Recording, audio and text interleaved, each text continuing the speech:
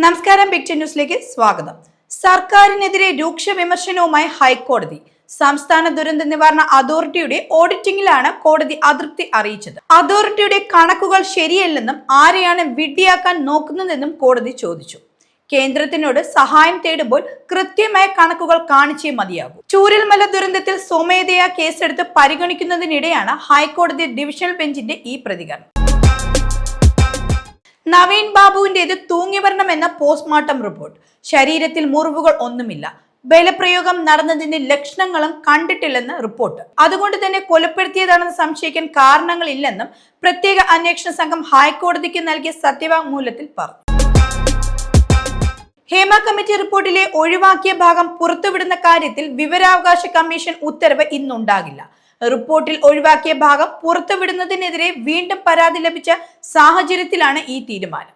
പുതിയ പരാതി പരിശോധിച്ച ശേഷമേ ഉത്തരവ് സംബന്ധിച്ചുള്ള തീരുമാനം ഉണ്ടാകൂവെന്നും വിവരാവകാശ കമ്മീഷൻ അറിയിച്ചു.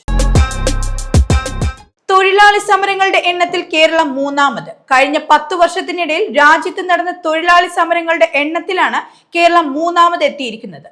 ഏറ്റവും കൂടുതൽ തൊഴിലാളി സമരങ്ങൾ നടന്നത് തമിഴ്നാട്ടിലാണ്. തൊഴിൽ മന്ത്രാലയം പുറത്തുവിട്ട റിപ്പോർട്ടിലാണ് ഈ കണക്കുകൾ പറയുന്നത്. മാന്നാർ ജയന്തി വധക്കേസിൽ ഭർത്താവിന് വധശിക്ഷ. സംശയത്തെ തുടർന്ന് ഭാര്യയെ കഴുത്തെടുത്ത് കൊലപ്പെടുത്തിയ കേസിലാണ് ഭർത്താവിന് വധശിക്ഷ ലഭിച്ചത്. മാവേലിക്കര അഡീഷണൽ ജില്ലാ സെഷൻസ് കോടതി ജഡ്ജിയാണ് ശിക്ഷ വിധിച്ചത്. 2004 ഏപ്രിൽ 2-നാണ് കേസിനാസ്പദമായ സംഭവം നടക്കുന്നത്. അദാനി കമ്പനികളിൽ നിന്നും കൂടിയ വിലയ്ക്ക് വൈദ്യുതി വാങ്ങാൻ വേണ്ടിയാണ് കുറഞ്ഞ നിരക്കിൽ വൈദ്യുതി വാങ്ങാനുള്ള ദീർഘകാല കരാർ റദ്ദാക്കിയതെന്ന് രമേശ് ചെന്നിത്തല. കുറഞ്ഞ നിരക്കിൽ 25 വർഷത്തേക്ക് വൈദ്യുതി ലഭ്യമാക്കാനുള്ള കരാറാണ് റദ്ദാക്കിയത്. UDF സർക്കാരിന്റെ കാലത്ത് 4 രൂപയ്ക്ക് വാങ്ങിയ വൈദ്യുതി ഇപ്പോൾ 10.5 രൂപയ്ക്കും 14 രൂപയ്ക്കുമാണ് വാങ്ങുന്നതെന്നും അദ്ദേഹം വ്യക്തമാക്കി. പാലോട് ഭർത്താവിന്റെ വീട്ടിൽ വെച്ച് നവവധുവായ ഇന്ദുജ മരിച്ച സംഭവത്തിൽ ദുരൂഹത ആരോപിച്ച് ബന്ധുക്കൾ രംഗത്തെത്തി. പിതാവിന്റെ പരാതിയെ തുടർന്നാണ് പോലീസ് അന്വേഷണം ആരംഭിച്ചത്. ജനലിൽ തൂങ്ങി മരിച്ച നിലയിലാണ് ഇന്ദുജയെ കാണപ്പെട്ടത്. രാജ്യത്ത് കൂടുതൽ വിദ്യാലയങ്ങൾ തുടങ്ങാൻ കേന്ദ്ര സർക്കാർ തീരുമാനിച്ചു. 85 കേന്ദ്രീയ വിദ്യാലയങ്ങളും 28 നവോദയ വിദ്യാലയങ്ങളും തുടങ്ങാനാണ് സർക്കാരിന്റെ തീരുമാനം. നരേന്ദ്രമോദിയുടെ അധ്യക്ഷതയിൽ ചേർന്ന സാമ്പത്തിക കാര്യ മന്ത്രിസഭാ സമിതി യോഗത്തിലാണ് ഇത് തീരുമാനമായത്.